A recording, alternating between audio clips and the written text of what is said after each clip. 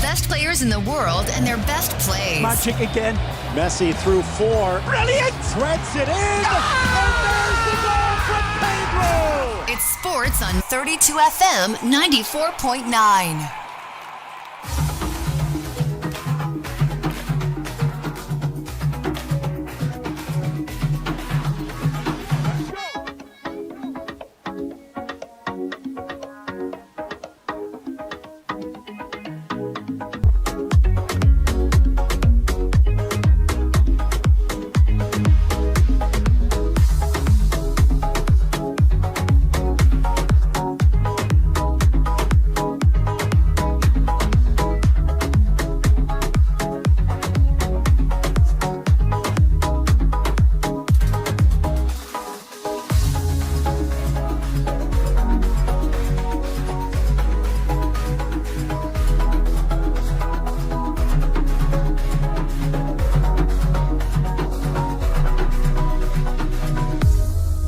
Welcome on board. The show is Scoreboard Reloaded right here on 32 FM 94.9.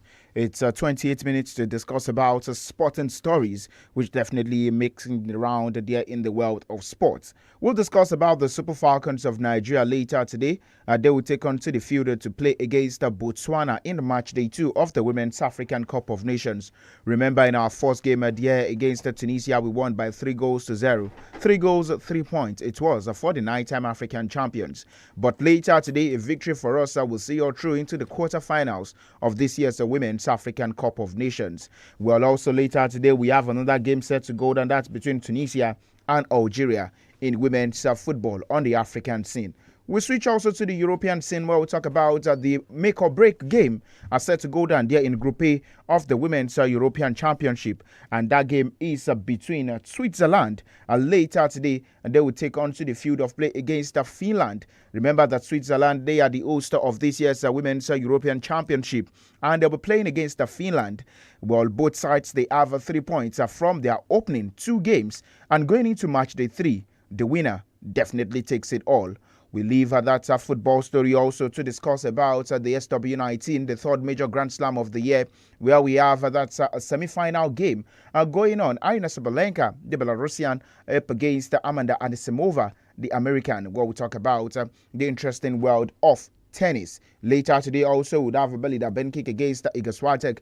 Later tonight, we'll talk about the Wimbledon. Tomorrow, it will be the guys' turn to take on to the court to play in their own semi-finals encounter. We'll discuss about transfer stories. Jordan Henderson, after leaving Liverpool, he went to Saudi Arabia. He went to Netherlands, and his contract has been terminated with Ajax Amsterdam by mutual consent. What is next for the former Liverpool captain, the man who also may be one of the former players who was an early made an early presence at the tribute of Diogo Jota. Well, we also discuss about some other transfer stories where Christian Noga, the Dane international, he has joined up with Arsenal Football Club. Mohamed Kudus set to complete his medical ahead of that move to Tottenham Football Club. And then we just go back to the game that went down late last night to discuss about the FIFA Club World Cup. We discuss about the Parisians. I'm very sure Peter had lots of conversations about that this morning. As regards Real Madrid's performance also yesterday, those players, are they really it for Real Madrid? Peter mentioned that for Xabi Alonso, he has to come up with a quick fix into the Real Madrid squad. But then, one man has been left on the bench in the last 5 games for Real Madrid, whom in the books of many might be the solution to their attacking problem. That's the Brazilian Rodrigo Goes. But he wasn't called on to action yesterday. So we discuss about the FIFA Club World Cup. We have 2 teams in the finals. Chelsea against that's Paris Saint-Germain. These 2 sides, remember that they won major European trophy at the end of last season. For Paris Saint-Germain, the UEFA Champions League. For Chelsea Football Club, the Europa Conference League. So they are set to go head-to-head again. And so now, that will take me back to that conversation we had some weeks ago back on the show. Is having Chelsea, Tottenham, and Paris Saint-Germain play a competition to decide who is going to be the champion of the Super Cup. Can we say that this is also going to be a format in which we are just going to see these 3 sides play against each other? Remember that Chelsea now, they have the opportunity to show their class against the Paris Saint-Germain before Tottenham Hotspur gets a calling that's in the coming month. Good afternoon, Peter. Afternoon, SAMIES. Glad to be here and kind of play out in one way, just that sports is not here. But it's good to see that in all, the two teams out of the three that won the European Interclub competition found their way to the final of the Club World Cup, despite the busy schedule that some might say, playing in the league, playing in the other games, and they'll be a little bit jaded. But here we are. We've got two finalists in the final of this year's CWC, the Club World Cup. But quickly, before I mention more about that, I just have to say this because I just got this in the last few minutes. So, the NNL, we've got the 4 teams that have qualified for the Premier League in the last few minutes. So those games have been going down in Delta State. So Warri Wolves defeated Crown by 2-1. With that result, the Warri Bay side are promoted back to the MPFL. Same also as Kun Khalifat, that's a privately owned club, and it's based in Imo State. They defeated Osun United by 2-1. So both Warri Wolves and Kun Khalifat from Imo State, they have found their way into the MPFL for coming season. Still staying with the NNL playoff going down in the north, Wiki and Barao. Barao is I know what to say Barao in the north, but Barao FC is being owned by the Deputy Senate President. So they're also a privately owned club. So in essence, you have 3 now in the MPFL with Remo Stars, Ikorodu City, and now 2 joining them to make 4. So Wiki and Barao have joined Warri Wolves and Kun Khalifat, getting promotion to the MPFL. So that's just a quick one on one side. So back to the Club World Cup. It's been an eventful days. Some have classified it as a glorified preseason, but it's not a preseason. It was a tournament everybody went there for hoping to win. So it's down to 2 teams. 2 teams that I mentioned a couple of days ago that maybe UEFA should start thinking about that. But here we are, Chelsea Football Club against PSG, Sunday night. But it's bottom line, it's been good, and I think I've enjoyed every bit of this year's Club World Cup. Expanded version of it, not the usual having a few clubs being involved. Now we have clubs who never got to the final, never won. PSG never won. They peaked over Champions League. So it's a big one for Paris Saint-Germain. And in the morning, I also took time to come up with all the things that they've won so far this season. So the only one standing between their way is the Club World Cup and it's Chelsea Football Club that might deny them also of that. The Super Cup. The Super Cup, yeah, in August. That will be the curtain raiser to the European football season. Well, we'll talk about the array of stars yesterday on the field of play. I mentioned one man. I'm not sure you saw the notification yesterday. Fabian Ruiz got a brace for himself in that encounter. And then I want to ask you, are you still convinced or are you not convinced with that my own stake off of Fabian Ruiz being a so much underrated footballer? What we'll talk about what it brings to Paris Saint-Germain. I'll still stay with what I said. It's just one season I'm seeing Fabian Ruiz. I need to see him. Take this season away. What other season can you mention Fabian Ruiz? 22-21. Since he moved from Real Betis, I'll give you a quick history. From Real Betis to Napoli, from Napoli to where he's currently playing. Tell me one fantastic season that Fabian Ruiz have had in his entire career. So what I say, yes, I'm not denying the fact he's not an integral part of this Luis Enrique side. But can he give me the same 25, 26 football season? I'm waiting. And to also put it in context again, take him out of the side, PSG will still get their game done. You're very sure they are going to get their game done? They are going to get... They have... See, Samis, don't forget that before Luis Enrique started this whole thing about them, there's this switch in player, Zaire Emery gets a look in. Okay. So, because he has been playing with the same 11, like the word they say, if it's not broken, why do you want to fix it? So, it's working. So, for me, I take nothing away from the Spanish international. He is a good player, but if you take him out of that PSG side, they will still do what they have to do. And I keep saying it, the man who's orchestrating everything for PSG is Vitinha. But just like when you have Toni Kroos also with Real, nobody gave him they see him as nothing. But now they know how important he is to the side. So for me again, I'll say, what's his name? Fabian Ruiz, good, but he's a player when you take him out of that side, they will do what they have to do. Fabian Ruiz good. Kylian Mbappe seemed like a man who wanted to prove something last night. But yeah, of course, when his you play teammates let him down. I don't want to say his teammates. Maybe to some extent. Two players. Asensio, Anthony. Yes, put those blame on those because at that point it wasn't that there. PSG had their chance to score.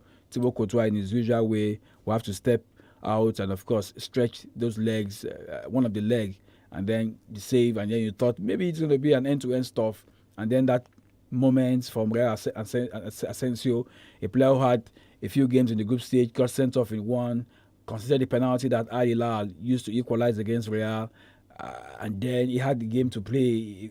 Pull a player down, the penalty was sent off in that game, in one of the group game. And then you begin to put it, okay, they don't have the Dutch-born Spanish, the former Bournemouth player, Dean Hodgson in the side. Okay, drafted him to play, and then you see what happened again yesterday. I think they were too overconfident, the Real player. They felt it's PSG, they've got the name, and they felt that the PSG guys will fall for the fact that they are playing against the almighty Real. But it was a good mental build-up from Luis Enrique to speak to the boys. And let me say this clear now, like I said in the morning, it is not about you having superstars in your team. Superstars are good, but the manager also must put his foot down. That was what Alonso didn't do. And I like the fact that after the game yesterday, during the press conference, he went up. He said, yes, that the lineup wasn't the best. There was a mistake in the lineup, in him playing three attackers wasn't good. And so I'm hoping that will be adjusted when they get to play a few games before the start of the La Liga in the month of August. So it's a good lesson for what's his name, for Xabi Alonso and for Luis Enrique. It's been good. You can't take anything away from him. How far they've gone. All of this played out in the last few hours. So is like I said, it's Chelsea. Can they be the one to deny Paris Saint-Germain? Sunday will tell. Sunday will tell. One goal considered by Real. That's Paris Saint-Germain during the course of this FIFA Club World Cup. It also has to tell that Donnarumma doing a good job of Marquinhos, the captain of the side, Achraf Hakimi, who is in contention. Remember, the season started and we're discussing about Mohamed Salah, Ademola Lookman, these ones being the top guys for the African Player of the Year award. See, this Club World Cup is an advantage for Hakimi. Okay. It's an advantage for the other team, for the other players, because they have counted the number of games. PSG have played 7 games, and they've been instrumental, very key to whatever he provided an assist PSG yesterday has been doing. And you have a Mo Salah who is on vacation. So this is the advantage they get. This is a FIFA Club World Cup. This is a FIFA window. This is a tournament where everybody who's not doing anything and is a football lover is watching. So it's an advantage for him to go ahead and win the African Player of the Year. And I think nothing will stop the former Real Madrid, Dortmund.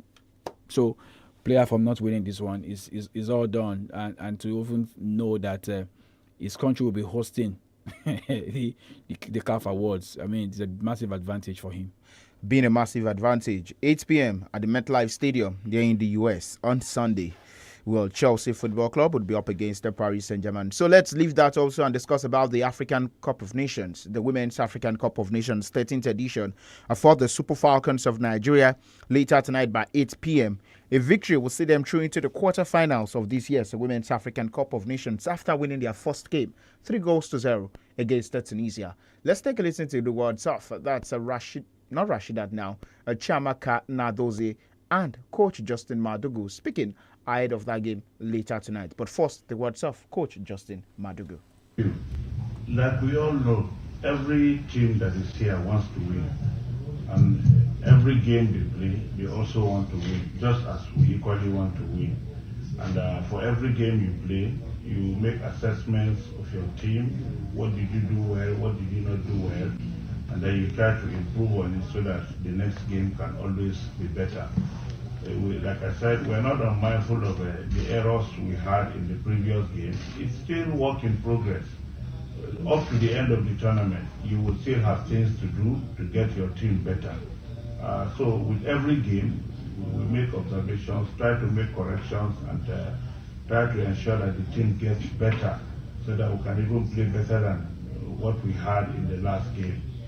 There will always be errors.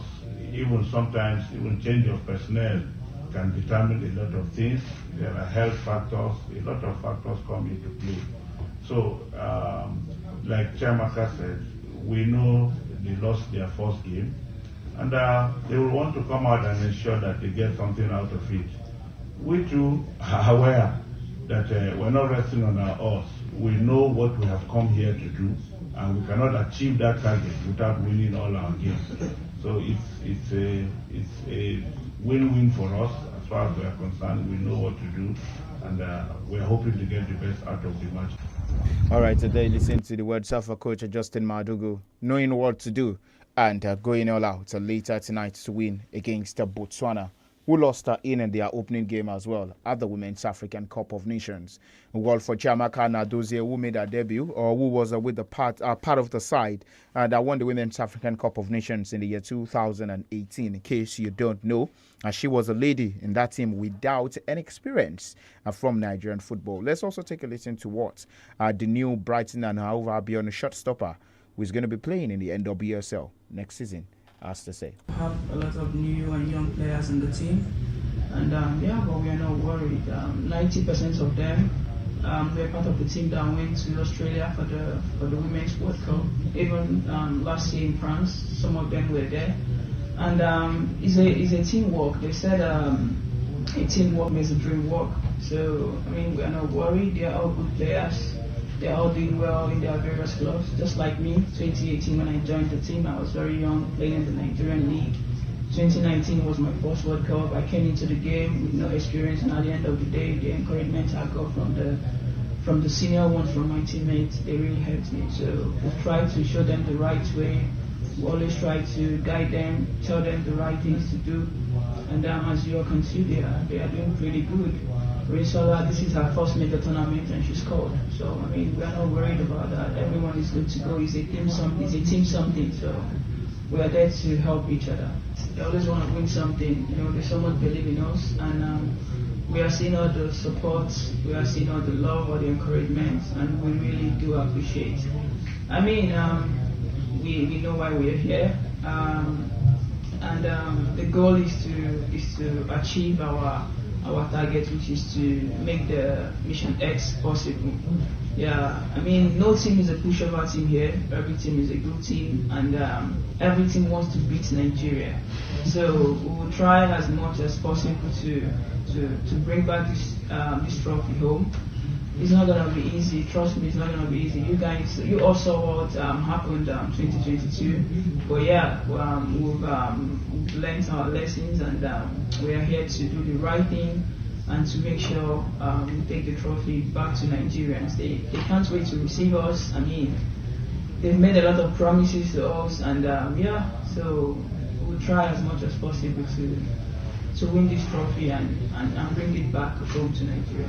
Bringing it back home, Mission X, the Super Falcons of Nigeria. You listen to Justin Madugu. No side is a pushover. Chiamaka Nnadozie, no side is a pushover, despite playing against Botswana in our match day 2 encounter. And what do you envisage going into the game later tonight by 8 p.m.? So I'll say quickly here that some sides are pushover. Let's stop this nonsense. Some sides are pushover. Botswana and Super Eagles are not mates. They are not close to it yet. We know that we're not moving in the speed we want to. But what are they saying to me? That they might not beat Botswana? Don't be telling me this thing about this. Don't pushover. If we play 9 against 11, we should be beating these Botswana girls. I don't hold them any respect here. It's like you are saying that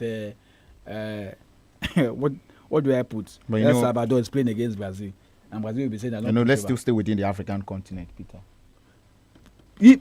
I will still use that South African side, Botswana, to against Super Falcons. What they should be counting as, let's not concede too many goals. collateral damage will be saying, okay, let them give us 2-3. Beat them. Well, The name alone, but I understand the that. name alone. I understand that the talk of we're not. If this was something like Equatorial Guinea, who have won it twice, South Africa, Morocco, but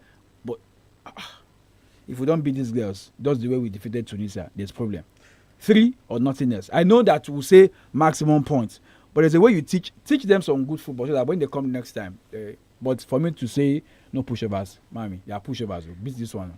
There's no. Talking about name, Botswana's Leon Gotafoge does not go with the ideology of the names as what they are playing against. That's what you will say. So let's take a listen. It's just like to what she also has to it say. is.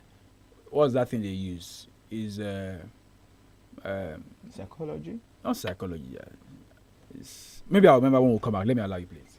Well, I don't think the names are the problem, because we take each and every player as they are. We don't really look at who they are or what have they achieved. Not necessarily saying that I'm being disrespectful in any way, but we just treat everyone the same. Yeah. Treating everyone the same. The Super Falcons is their next test. See, But let's also take a listen from to that the words video. of their head From that video, she's laughing. She know after the game she'll be pursuing Oswala for Jesse.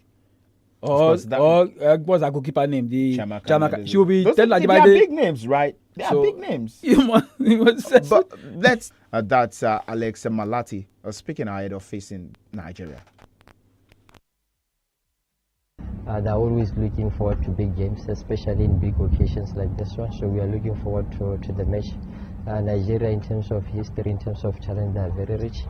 But we believe in the match. We believe in each other, and the belief is stronger than the doubts that anyone can have. The belief is stronger than the pressure that maybe can be around us, because we didn't pick our points in the first match. So we are looking forward to the game, and it should be a very, very competitive match. Looking for a competitive match. Well, I think we should quickly just wrap up the game between Nigeria and Botswana. Also, by 5 p.m., Tunisia will be up against Algeria. These sides 1-1 and 1 lost in the opening game of the group as well. So we know the teams who are going to be in the next round, maybe from the results that we see today. But quickly, I want to talk about this one. I don't know if time permits us. Barbara Banda of the Orlando Prides in the U.S. Rachel Kodinaji of Bay FC there in the U.S. Glizden Chebak of Badalona in Spain. And then maybe I look at a few of Nigerian players. Asisato Shwala. Who else? Rashidat Ajibade and Chiamaka Nadozie. Come on. How about Snatcher Hali? No, I'm not talking about longevity now. Okay. I want to look at these players, their output with their various club sides and also their national team. See, for Barbabanda, she got a brace yesterday. Yeah. Rachel Kodinaji got the first hat-trick at the Women's African Cup of Nations. Not Gislen Chebak, rather, at the age of 34. Rachel Kodinaji also provided an assist and scored a goal yesterday. So we've seen these names in the last 4 years, how consistent they've been. And I dare say that no Nigerian has been as consistent as these ladies are when it comes to international or local tournaments. I'm a bit distracted, SAMIES. I'm sorry to say that, because I'm just watching the XW19 between Sabalenka and Amanda's move. And when you thought that ball was going to go in, get on the baseline, he never did. He went out. Sabalenka was smiling, believing that he got it in. As Mova was saying, no, we have to go check through the eagle. And then they have to check, and the ball was out. And so that's a little bit of distraction here. So it's 4-1 now in favor of the American, 4-1. But back, SAMIES, I think that I'm hoping that the girls will get to improve as the tournament goes on. It's their first game. See what happened tonight. The Zambians, now I can say that with what they've achieved in 2 consecutive WAFCON, what they've done. So that's... And remember, this is Barbara Banda's first Women's African Cup of Nations. Yes, yeah, I remember that it was not part of the last edition. So, and it's also good that they showed their mettle in that game against the host in the opening game. So there are no pushovers. They are not pushovers. In fact,